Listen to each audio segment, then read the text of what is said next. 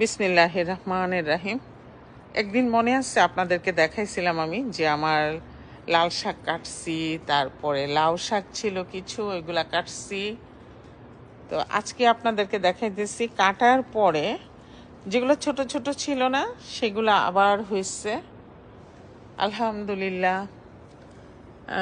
আমি এখন যেটা করব সেটা হচ্ছে এগুলো আমি এখন কাটবো।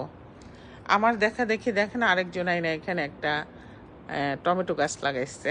আমি অবশ্য টমেটো গাছ লাগাই নাই, তো খুবই সুন্দর। একদম ফার্স্ট যখন আমি স্টার্ট করছিলাম তখন আমি লাগাইছিলাম টমেটো, বেগুন, না বুঝা যে কাজগুলা করে আর কি মানুষ, সেরকম। এই যে দেখেন, একটু দূর থেকে দেখাই, এই যে কি যে সুন্দর হয়েছে মাশাল্লাহ। আজকে আমি কাইটা ফেলবো। মেবি আমি এই লাল শাকটা আমি কাটবো না, এখানে ফুল আসতেছে কিন্তু পাতাগুলো কেন কুকড়ে গেছে আমি জানি না। নিশ্চয়ই এটা কোনো শাকের রোগ। আপনারা যদি কেউ জানা থাকেন তাইলে আমাকে বলবেন।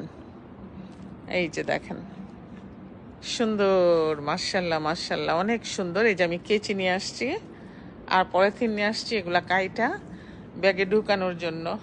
আর কিছুই নাই আমার গার্ডেনে, শুধুমাত্র হচ্ছে লাল শাক। খুব সুন্দর ফ্রেশ লাল শাক আজকে আমি ভাজি।